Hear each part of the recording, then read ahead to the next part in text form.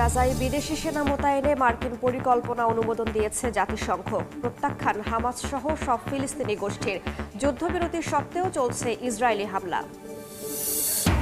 মিয়ানমারের রাখাইনে আরাকান আর্মির হামলায় অন্তত ৩০ জান্তা সেনা নিহত। যুক্তরাষ্ট্রের প্রস্তাবে সামরিক বাহিনী ও ক্ষতিগ্রস্ত জনগণকে সহায়তার পরিকল্পনা। আন্তর্জাতিক সময়ের সঙ্গে আছি আমি রাইসা জান্নাত। গাজায় বিদেশি সেনা মোতায়েনে ডোনাল্ড ট্রাম্পের পরিকল্পনার অনুমোদন দিয়েছে জাতিসংঘের নিরাপত্তা পরিষদ। তীব্র নিন্দা জানিয়ে এমন পরিকল্পনা প্রত্যাখ্যান করেছে হামাস সহ সব ফিলিস্তিনি গোষ্ঠী। গাজায় অন্য কারো শাসন মানা হবে না বলে সাফ জানিয়ে দিয়েছে সংগঠনগুলো। এদিকে যুদ্ধবিরতি কার্যকরের পরও গাজায় থেমে নেই ইসরায়েলি আগ্রাসন। উপত্যকাটিতে আশ্রয় কেন্দ্র হিসেবে ব্যবহৃত একটি স্কুলে দখলদারদের ড্রোন হামলায় আহত হন বেশ কয়েকজন। স্থানীয় সময় সোমবার গাজায় দীর্ঘমেয়াদে শান্তি প্রতিষ্ঠা ও উপত্যকাটির পুনর্গঠনের পথকে এগিয়ে নিতে জাতিসংঘে একটি খসড়া প্রস্তাব উত্থাপন করে যুক্তরাষ্ট্র।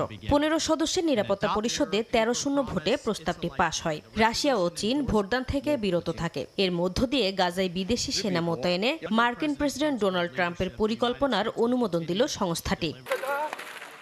জাতিসংঘে উত্থাপিত যুক্তরাষ্ট্রের খসড়া প্রস্তাবের তীব্র নিন্দা জানিয়ে এমন পরিকল্পনা প্রত্যাখ্যান করেছে ফিলিস্তিনের স্বাধীনতাকামী সংগঠন হামাস সহ উপত্যকাটির অন্যান্য গোষ্ঠী। গাজায় কোনো বিদেশি সেনা মোতায়েন কিংবা আন্তর্জাতিক প্রশাসন মেনে নেবে না বলে সাফ জানানো হয়েছে।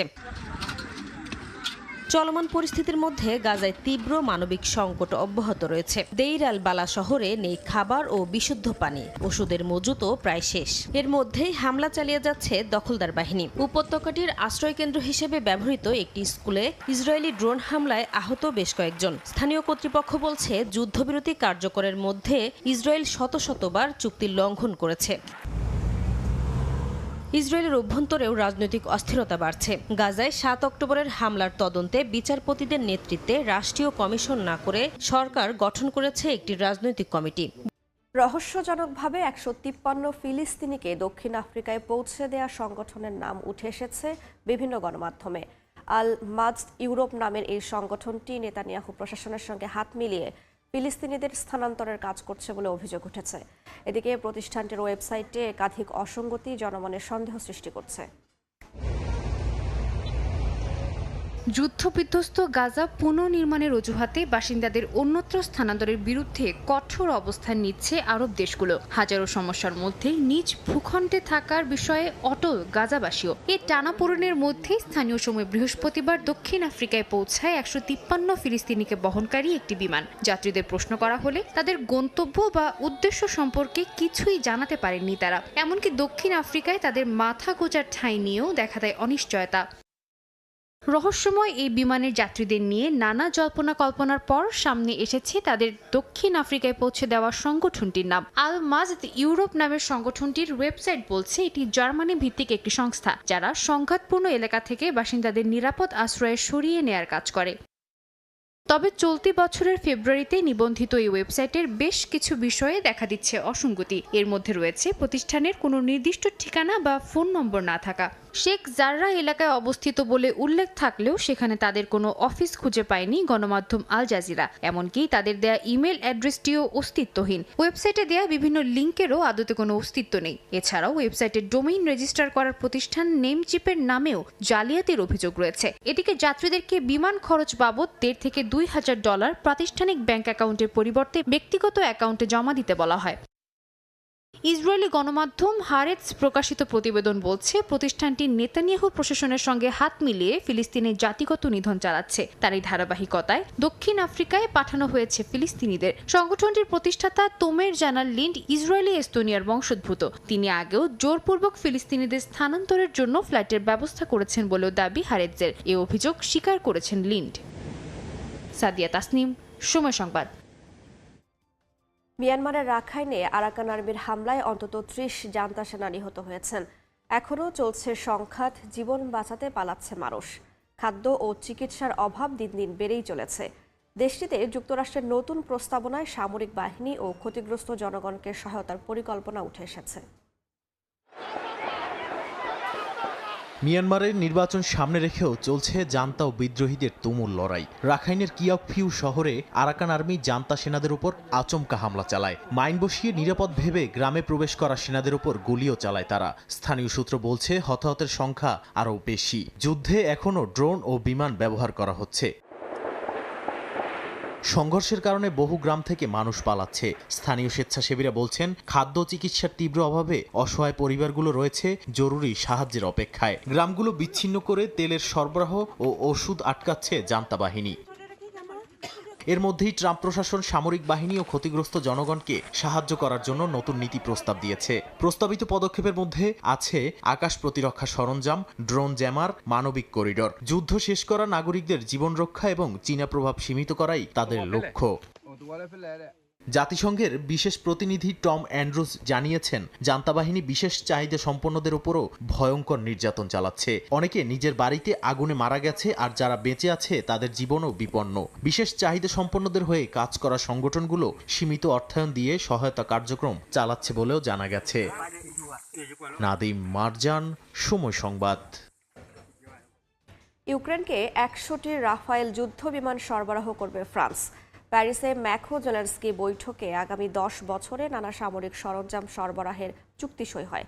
এর মধ্যেও ইউক্রেনের খার্কিভে চলছে রাশিয়ার আগ্রাসন। ক্ষেপণাস্ত্র হামলায় নিহত হয়েছেন অন্তত 4 জন, আহত হয়েছেন আরও 10 জন।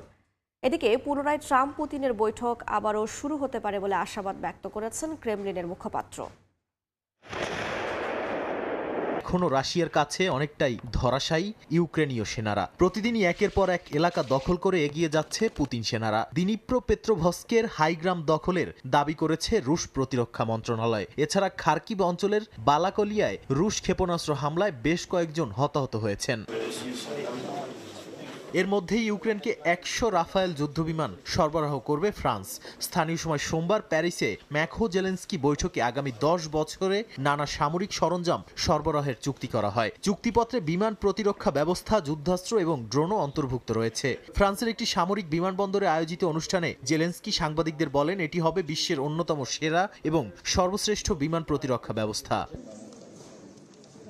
চুক্তির বিষয়ে ফরাসি প্রেসিডেন্ট ইমানুয়েল ম্যাখো বলেন, ইউক্রেনীয় সামরিক বাহিনীর পুনর্জন্মের জন্য এটাই প্রয়োজন। তিনি আরও বলেন, এর লক্ষ্য স্বল্পমেয়াদী ইউক্রেনকে ড্রোন, ইন্টারসেপ্টর সহ অন্যান্য সরঞ্জাম দিয়ে সাহায্য করা। সেই সঙ্গে এগুলো দীর্ঘমেয়াদে শান্তি চুক্তি হওয়ার পরে নতুন হামলার বিরুদ্ধে লড়াইয়ে সাহায্য করবে। এদিকে শান্তি আলোচনায় ট্রাম্প পুতিনের বৈঠক আবারও হতে পারে বলে আশা প্রকাশ করেছেন ক্রেমলিনের মুখপাত্র দিমিত্রি পেসকভ। তিনি বলেন, এ বৈঠকের জন্য রাশিয়া এখনও প্রস্তুত রয়েছে।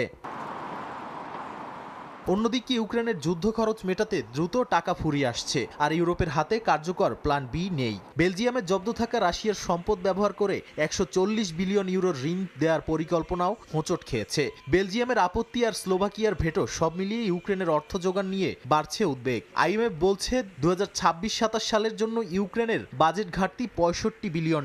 মার্চ এপ্রিলে নতুন অর্থ না এলে কিয়েভের যুদ্ধ অর্থনীতি চাপে পড়ে যাবে। নাদিম মারজান, সময় সংবাদ। রাশিয়ার সঙ্গে বাণিজ্যিক সম্পর্ক রাখা দেশের ওপর নিষেধাজ্ঞা আরোপে রিপাবলিকানরা একটি বিল প্রণয়ন করছেন বলে জানিয়েছেন মার্কিন প্রেসিডেন্ট ডোনাল্ড ট্রাম্প। স্থানীয় সময় রোববার সাংবাদিকদের এক প্রশ্নের জবাবে এই তালিকায় ইরান যুক্ত হতে পারে বলেও ইঙ্গিত দিয়েছেন তিনি। এমনকি যারাই রাশিয়ার সঙ্গে ব্যবসায় জড়াবে তাদেরই কঠোর নিষেধাজ্ঞার মুখোমুখি হতে হবে বলেও হুঁশিয়ারি দেন তিনি। ট্রাম্প এমন সময় এ ধরনের পদক্ষেপের কথা জানালেন যখন রাশিয়ার দুটি বড় তেল কোম্পানি লুক অয়েল ও রোসনেফটের ওপর বড় ধরনের নিষেধাজ্ঞা চলছে। মাদক দমন করতে প্রয়োজনে মেক্সিকোতে সামরিক হামলার হুঁশিয়ারি দিয়েছেন মার্কিন প্রেসিডেন্ট ডোনাল্ড ট্রাম্প। হোয়াইট হাউসে এক বৈঠক শেষে ট্রাম্প জানান, কলম্বিয়ায় থাকা কোকেনের ফ্যাক্টরিও ধ্বংস করবেন তিনি। এমনকি ভেনেজুয়েলায় সামরিক পদক্ষেপের কথাও বলেন ট্রাম্প। সোমবার ওভাল অফিসে ফিফা বিশ্বকাপ টাস্কফোর্সের ব্রিফিং শেষে সাংবাদিকদের সাথে কথা বলেন মার্কিন প্রেসিডেন্ট ডোনাল্ড ট্রাম্প। 2025 সালের বিশ্বকাপ ঘিরে নিরাপত্তা গুরুত্ব পাচ্ছে, কিন্তু ওভাল অফিসে ট্রাম্পের কণ্ঠে ছিল পুরোটাই মাদক বিরোধী যুদ্ধের আগ্রাসী নীতি। মেক্সিকো থেকে ভেনেজুয়েলা, আমেরিকার দক্ষিণ সীমান্তে তিনি যে কড়া অবস্থান নিচ্ছেন তা স্পষ্ট করেছেন ট্রাম্প।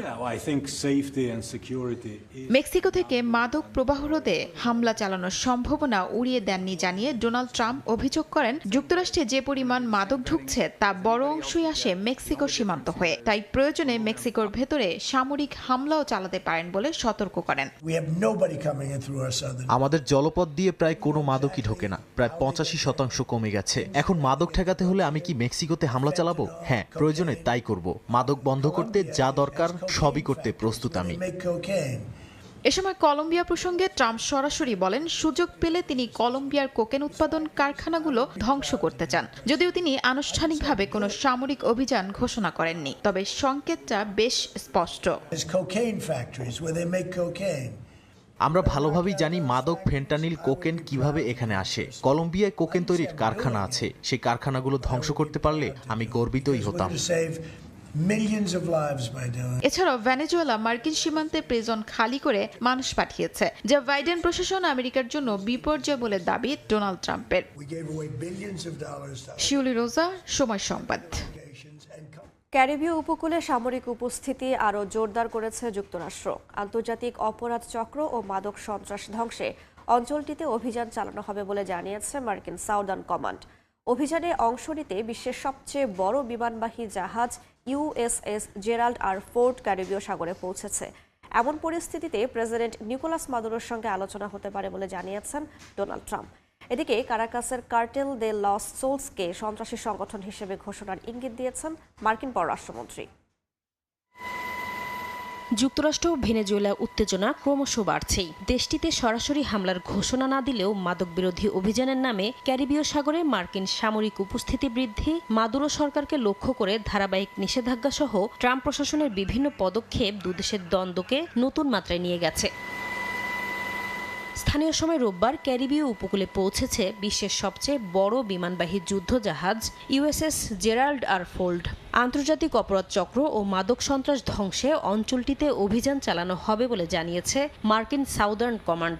অপারেশন সাদার্ন স্পিয়ার নামে এই অভিযানের অংশ হিসেবে মোতায়েন করা হয়েছে 12টির বেশি যুদ্ধজাহাজ এবং 15,000 সেনা। সামরিক উপস্থিতি বাড়ানোর পর ভেনেজুয়েলার প্রেসিডেন্ট নিকোলাস মাদুরোর সঙ্গে আলোচনার ইঙ্গিত দিয়েছেন মার্কিন প্রেসিডেন্ট ডোনাল্ড ট্রাম্প। সাংবাদিকদের এক প্রশ্নের জবাবে ট্রাম্প দাবি করেন, মাদুরো প্রশাসন তার সঙ্গে কথা বলতে চায়, যদিও এ বিষয়ে তাৎক্ষণিকভাবে কোনো মন্তব্য করেনি কারাকাস। এদিকে মার্কিন পররাষ্ট্রমন্ত্রী মার্কো রুবিও জানিয়েছেন, ভেনেজুয়েলার কার্টেল দে লস সোলসকে চলতি মাসে বিদেশি সন্ত্রাসী সংগঠন হিসেবে ঘোষণা করা হবে। মাদুরো ও তার ঘনিষ্ঠ কর্মকর্তাদের নেতৃত্বে পরিচালিত এই সংগঠন যুক্তরাষ্ট্রে অবৈধভাবে মাদক পাঠাতো বলে অভিযোগ করেছেন রুবিও। এক বিবৃতিতে বলা হয়, কার্টেল দে লস সোলস, ট্রেন দে আরাগুয়া ও সিনালোয়া কার্টেলের মতো সন্ত্রাসী সংগঠন যুক্তরাষ্ট্রে সহিংসতা ছড়ানোর পাশাপাশি আমেরিকা ও ইউরোপে মাদক পাচার করছে। যদিও মার্কিন ড্রাগ এনফোর্সমেন্ট অ্যাডমিনিস্ট্রেশনের সাম্প্রতিক রিপোর্টগুলো বলছে, যুক্তরাষ্ট্রে প্রবেশ করা মাদকের বড় উৎস ভেনেজুয়েলা নয়। নাসরিন রুমি,